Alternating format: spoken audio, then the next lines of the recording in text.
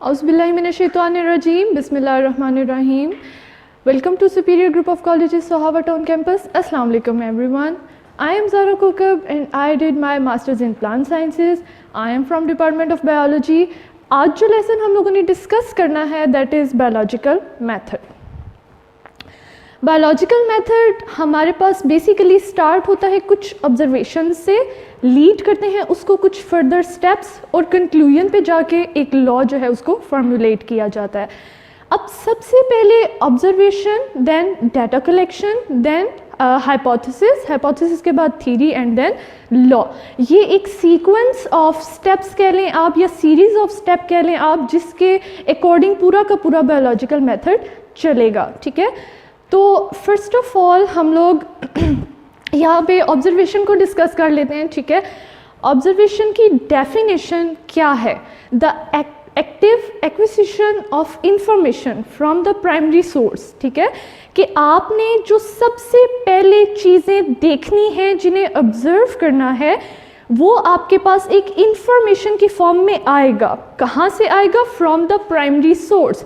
कोई सब्सटेंस ले लें, कोई मटेरियल ले लें, कोई इकोलॉजिकल एरिया ले लें, कोई जियोलॉजिकल एरिया ले लें, कुछ भी. ठीक है, तो वहाँ पे आपने जिस चीज़ के लिए एक लॉ को फॉर्मुलेट करना है, जिस चीज़ के लिए आपने एक्सपेरिमेंट्स को प्रोसीड करना है, उसके लिए सबसे पहले आपने क्या करना है? इंफॉर्मेशंस को कलेक्ट करना है. कहाँ से इंफॉर्मेशन को कलेक्ट करना है? वहाँ पे स्पेसिफिक एरिया पे जाके. ठीक है, तो वो जो आपका स्पेसिफिक एरिया है वो आपका प्राइमरी सोर्स है, वहाँ से आप इंफॉर्मेशन ले रहे हो और उसको आप फिर फर्दर अपने डाटा में फॉर्मुलेट कर रहे हो. ठीक हो गया. ऑब्जर्वेशन कैसे ली जाती है? आपके इसमें 5 सेंसेस इन्वॉल्व हैं, जिसमें आपका देखना, विजन, हियरिंग, आपका सुनना, ठीक हो गया, आपकी स्मेल, टेस्ट एंड आपके टच सेंसेस. अब हमारे पास जो ऑब्जर्वेशन है बेसिकली कितनी टाइप्स की ली जाती है या किस किस के अकॉर्डिंग लिया जा सकता है इसको? तो 2 तरह के ऑब्जर्वेशंस हम ले सकते हैं, 2 तरह के मेथड के अकॉर्डिंग हम ऑब्जर्वेशंस ले सकते हैं. One is the qualitative and other one is the quantitative. All right, quantitative और क्वालिटेटिव ऑब्जर्वेशंस को डिस्कस कर लेते हैं. यहाँ पे एक चीज़ मैं आपको क्लेरिफाई करती जाऊँ कि जो आपके पास क्वांटिटेटिव ऑब्जर्वेशन आती है, जो आपकी मिकदार, एक स्पेसिफिक डिजिट, एक नंबर, एक अमाउंट की बेस पे आती है, वो ज़्यादा एक्यूरेट होती है बनिस्बत क्वालिटेटिव ऑब्जर्वेशन के. जो आपकी क्वालिटेटिव ऑब्जर्वेशन आती है वो आपकी प्रोडक्ट या आपके मटेरियल या सब्सटेंस की क्वालिटी, उसके मेयार की बेस पे आप ले रहे होते हो. ठीक है, तो जो आपके पास क्वांटिटेटिव ऑब्जर्वेशन है उसको आप मेयर भी कर सकते हो, उसको आप रिकॉर्ड भी कर सकते हो, उसको आप डिजिट्स और नंबर्स में भी ले सकते हो. ठीक है, जो आपके पास क्वालिटेटिव, क्वालिटी वाली ऑब्जर्वेशन है, क्वालिटेटिव ऑब्जर्वेशन, उसमें आप कोई नंबर्स या डिजिट्स नहीं ऐड कर सकते हो, बल्कि वो जस्ट उस सब्सटेंस की क्वालिटी के ऊपर बेस कर रही होती है. ठीक है, अब यहाँ पे जो क्वांटिटेटिव ऑब्जर्वेशन है, that particular observation has accuracy over the qualitative observation. इस पॉइंट का क्या मतलब है? इस पॉइंट का मतलब ये है कि जो आप क्वांटिटी में, डिजिट में एक चीज़ लोगे वो एक एक्यूरेट डिजिट की फॉर्म में आएगी. जब आप क्वालिटी को डिस्कस करोगे या उस फॉर्म में आप ऑब्जर्वेशन लोगे तो वो एक एक्यूरेट डिजिट या एक नंबर की फॉर्म में आपके पास नहीं आएगी. ऑलराइट, नेक्स्ट अब हम मूव करते हैं हाइपोथेसिस. आप इसको ऐसे कंसिडर कर लो, this is the most important part. ठीक है, और इसको आप इस तरह से भी कंसिडर कर सकते हो कि ये एक लॉन्ग या टाइम टेकिंग, ठीक है, ड्यूरेशन इसकी ज़्यादा होती है, बिकॉज इसके अंदर, हाइपोथेसिस के अंदर, हम उस ऑब्जर्वेशन को, उस सारे के सारे इंफॉर्मेशन को जो हमने कलेक्ट की है, उसकी बेस पे फर्दर जो है वो हम एक्सप्लेनेशन पे काम कर रहे होते हैं. ठीक है, सो what is it? It is a tentative explanation of observation. हमने जो है वो एक एरिया का स्क्वायर लिया. ठीक है, उस स्क्वायर के अंदर हमने उसके ट्रीज़, उसके बर्ड्स और उसके अंदर एनिमल्स जो थे उनको काउंट किया. अब ये हमारे पास क्या है? ये हमारे पास डाटा है जो हमने कलेक्ट किया है. ठीक है, कि एक स्क्वायर के अंदर 10 बर्ड्स आ रहे हैं, 15 एनिमल्स आ रहे हैं और उसके बाद जो ट्रीज़ हैं वहाँ पे 20 ट्रीज़ आ रहे हैं फॉर एग्जांपल. ठीक है, तो ये एक मैंने क्वांटिटेटिव जो है ना एनालिसिस, क्वांटिटेटिव डाटा जो है वो कलेक्ट किया है. अब इसके ऊपर मैंने अपनी एक हाइपोथेसिस को ड्रॉ करना है. हाइपोथेसिस को हम ड्रॉ किस तरह से करते हैं, बेसिकली हम एक स्टेटमेंट दे देते हैं, ठीक है। उस स्टेटमेंट में हम क्या बताते हैं, that this is the particular thing present in that particular area and I think so, ये इस तरह से काम करेगा, ठीक हो गया।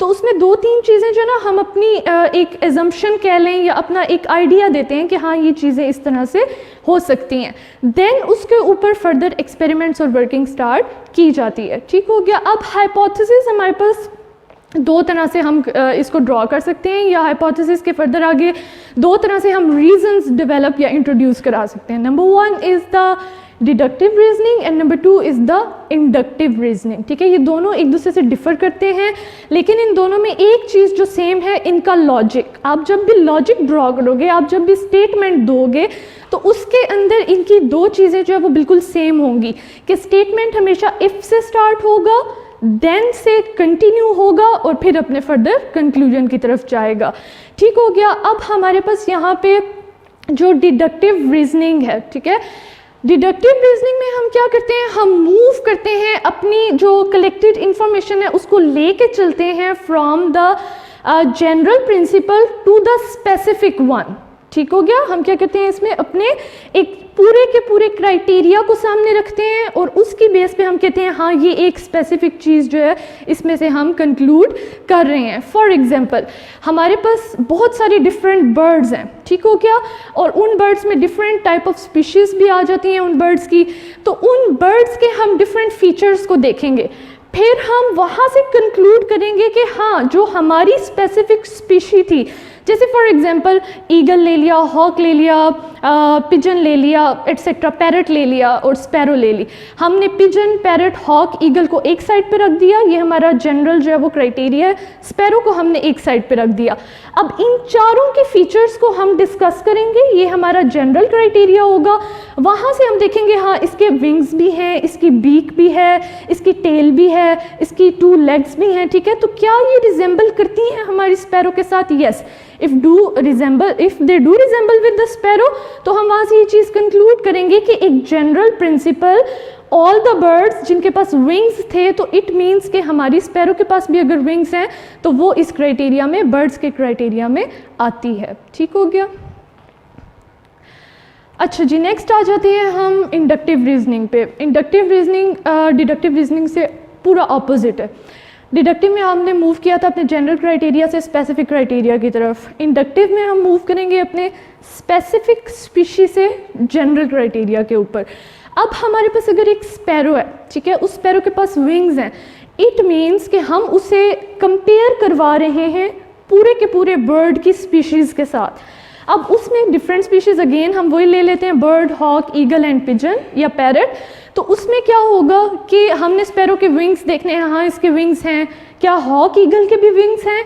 क्या स्पैरो की 2 लेग्स हैं तो हॉक ईगल की भी 2 ही लेग्स हैं? क्या इस स्पैरो की बीक है तो क्या हॉक ईगल की भी बीक्स प्रेजेंट हैं या नहीं है? इफ़ दे डू कंपेयर, तो वहाँ पे हमारा एक इंडक्टिव रीजनिंग या आप कह लो कि एक इंडक्शन फिनोमेनन आ जाएगा कि हमने एक स्पेसिफिक चीज़ से एक जनरल कंक्लूजन को ड्रॉ किया है। तो जो इंडक्टिव रीजनिंग है that moves from the general principle to the specific one, from the specific principle to the general one, ठीक हो गया। अब हमारे पास इसका जो हम लेंगे लॉजिक अगर ड्रॉ करें, ठीक है, तो वो कहाँ से होगा? If we have a sparrow and that particular sparrow has the wings, then all the birds have wing. तो इसका मतलब ये है कि ये सब के सब जो हैं वो सेम कैटेगरी में आते हैं। अच्छा जी, उसके बाद हमारे पास आ जाता है other ways to formulate the hypothesis.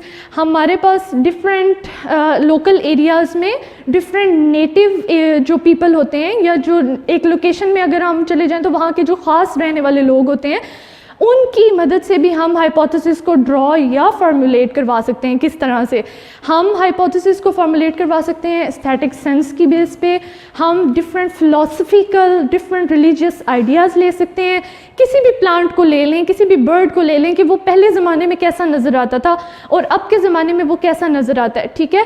तो ये उसकी एक एनालॉगी और कंपैरिजन भी हो जाएगा। इसी तरह से हम डिफरेंट मेथड्स को यूज़ करते हुए हाइपोथेसिस को फॉर्मुलेट कर सकते हैं, ठीक है। तो हाइपोथेसिस में हम इंडक्टिव रीजनिंग के थ्रू भी जा सकते हैं, डिडक्टिव रीजनिंग के थ्रू भी जा सकते हैं, प्लस एस्थेटिक सेंस, फिलोसफिकल या रिलीजियस अप्रोच, एनालॉजी, कंपैरिजन और इन सब चीज़ों को लेकर भी आगे मूव कर सकते। ओके जी, अच्छा अब यहाँ पे आके either the hypothesis has been accepted और इट हैज़ बीन फॉल्सिफाइड, ठीक है, या तो आपकी हाइपोथेसिस एक्सेप्ट हो गई है या आपकी हाइपोथेसिस फॉल्स हो गई है। अगर तो आपकी हाइपोथेसिस एक्सेप्ट हो गई है then it will move towards the next series of step that is the theory formation. अगर हाइपोथेसिस फॉल्स हो गई है तो हाइपोथेसिस से आगे कोई भी स्टेप जनरेट नहीं होगा, आपका सारा का सारा प्रोसीजर वहीं पे, आपकी सारी की सारी एक्सपेरिमेंटेशन, आपका सारा का सारा डाटा कलेक्शन और आपकी सारी की सारी ऑब्जर्वेशन वहीं पे रुक जाएगी, वहीं पे आपको उसको स्टॉप डाउन करना पड़ेगा, ठीक हो गया। But if in the case आपकी हाइपोथेसिस, आपकी स्टेटमेंट एक्सेप्ट हो गई है, उसके ऊपर काम करने की अब आपको मज़ीद ज़रूरत है, देन अब आप नेक्स्ट स्टेप की तरफ जाओगे, that is the formation of the theory, ठीक है। जैसे हम एक हाइपोथेसिस देते हैं, बिल्कुल इसी तरह से थीरी में भी हम एक स्टेटमेंट जो है वो जनरेट कर देते हैं। बेसिकली हमारे पास जो थीरी है it is a series of hypothesis that are supported by different results, ठीक है। अब हमने एक एक्सपेरिमेंट परफॉर्म किया, जैसे हम स्पैरो और डिफरेंट बर्ड्स की बात कर रहे थे या हम डिफरेंट प्लांट और एनिमल्स की बात कर रहे थे, तो हम सिर्फ एक दफ़ा जाके ये थीरी नहीं बना लेंगे, हम 10 टाइम्स, 20 टाइम्स, 30 टाइम्स और more than this experiments perform करेंगे। हम बहुत सारी अदर स्पीशीज़ को ला के कंपेयर करेंगे, क्या ये इनके साथ मैच करती हैं। हम बहुत सारे डिफरेंट प्लांट्स को ग्रो करके चेक करेंगे कि क्या ये एक प्रॉपर वे, सेम वे से ग्रो हो सकते हैं। हम डिफरेंट एनिमल्स की ब्रीडिंग टेक्नोलॉजीज़ को यहाँ पे चेक कर सकते हैं कि क्या इनके एक्सपेरिमेंट्स सेम वे में जा सकते हैं। देन इफ़ वो सारी की सारी चीज़ें एक आपके सेम कंटेंट पे आके मैच करती हैं, then you are able to formulate the hypothesis, ठीक हो गया। तो आपकी जो then you are able to formulate the theory, ठीक है। तो आपकी जितनी भी हाइपोथेसिस की एक्सपेरिमेंटेशन होगी, रिजल्टेंटली वो कहाँ पे आके रुकेगी, आपकी थीरी के ऊपर। अब हमारे पास जो थीरी होती है that has the explanatory power। क्यों explanatory power होती है थीरी के पास? बिकॉज उसके पीछे एक वसी तादाद में किए गए एक्सपेरिमेंट्स होते हैं, उसके पीछे वसी तादाद में ली गई ऑब्जर्वेशंस और डेटाज होते हैं, ठीक हो गया। प्लस अब इतनी ज़्यादा जो ऑब्जर्वेशंस ली हैं, इतनी ज़्यादा एक्सप्लेनेशंस कलेक्ट की हैं, इतनी ज़्यादा हाइपोथेसिस फॉर्मुलेट की हैं, तो उस बेस पे जो थीरी बनेगी that theory will be the productive theory, ठीक हो गया। अब जिस थीरी के पास ये दो करेक्टर हैं, the theory is productive one, और उस थीरी के पास एक्सप्लेनेटरी पावर भी है, तो उस थीरी के पास ये कैपेबिलिटी या उस थीरी की ये कैपेबिलिटी है कि वो फर्दर हाइपोथेसिस को जनरेट करवा सकती है, ठीक हो गया। अच्छा, अब हमारे पास जो थीरी है, अगर हम इसको प्रूव करना चाहते हैं या हम इसके ऊपर कोई प्रूफ देना चाहते हैं तो हमें टेस्ट परफॉर्म करना होगा, ठीक है। हाइपोथेसिस नहीं बल्कि फर्दर टेस्टिंग जो है उससे गुजरना होगा। So if the test will go right, जब आपका टेस्ट करेक्ट हो गया then the theory will be acceptable. Plus second way क्या है कि डिफरेंट साइंटिस्ट जो हैं वो क्या करते हैं, एक चैलेंज के तौर पर ले लेते हैं। हाँ, अगर जैसे हार्डे विनबर्ग ने काम किया है तो मेंडल कहेगा कि नहीं, मैं तुम्हारा काम जो है वो चैलेंज कर लेता हूँ कि तुमने गलत जो है वो करेक्टर्स इंट्रोड्यूस करवाएं। तो ये क्या हो गया, एक कॉन्फ्लिक्ट आ गया, ठीक है। तो वहाँ पे थीरी का काम रुक जाएगा। उस साइंटिस्ट ने उसको एज अ चैलेंज ले लिया, अब वो उसके ऊपर काम करेगा। अगर उसका चैलेंज मतलब नहीं वो फुलफिल कर सकता तो वो थीरी एक्सेप्ट होके फर्दर आगे चली जाएगी, ठीक हो गया। अच्छा जी, when the theory has been accepted, जैसे ऑब्जर्वेशन थी, ऑब्जर्वेशन के बाद हाइपोथेसिस, हाइपोथेसिस एक्सेप्ट हुई तो नेक्स्ट हमारे पास थीरी आ गई, थीरी एक्सेप्ट होगी तो क्या होगा, एक कांस्टेंट फैक्ट बन जाएगा। किस चीज़ का कांस्टेंट फैक्ट बन जाएगा, हमारे इस इकोसिस्टम का कांस्टेंट फैक्ट बन जाएगा। वो कांस्टेंट फैक्ट फिर हम उसको रिफ्यूज़ नहीं कर सकते, हम उससे डिनाई नहीं कर सकते। So what is it, the uniform constant fact of the nature will be termed as the law, ठीक है। जो हमारे पास लॉ होते हैं उनको हम रिफ्यूज़ नहीं कर सकते, वो इररिफ्यूटेबल होते हैं। बट हमारे पास एक आप कह लें कि लैक ही है, ठीक है, कि बायोलॉजी के अंदर लॉज की बहुत मिनिमम लॉज हमारे पास प्रेजेंट है। क्यों? बिकॉज हमें बहुत ज़्यादा स्वेयर एक्सपेरिमेंट्स और बहुत ज़्यादा जो है वो डिफरेंट चीज़ों से गुजरना पड़ता है, आप कह लो डिफ़िकल्ट प्रोसीजर से गुजरना पड़ता है, जिसकी वजह से हमारे पास बायो की फील्ड में या हमारे पास बायोलॉजी के अकॉर्डिंग टू द नेचर जो लॉज हैं वो कम हैं। ठीक हो गया, जिसमें कुछ एग्जाम्पल हमारे पास आ जाती हैं, Hardy Weinberg's law and Mendel's law. Alright जी, so this was the completion of the lesson. आज का लेसन यहाँ पे आके कंप्लीट हो जाता है। Although it was simple and easy, ठीक है, कोई इसमें प्रोसीजर नहीं था, कोई मैकेनिज्म नहीं था जिसको आपने अंडरस्टैंड करना था। But if you have any confusion और any question you may ask, and hopefully आपको लेसन समझ में आ गया होगा। And thank you so much. अल्लाह हाफिज़।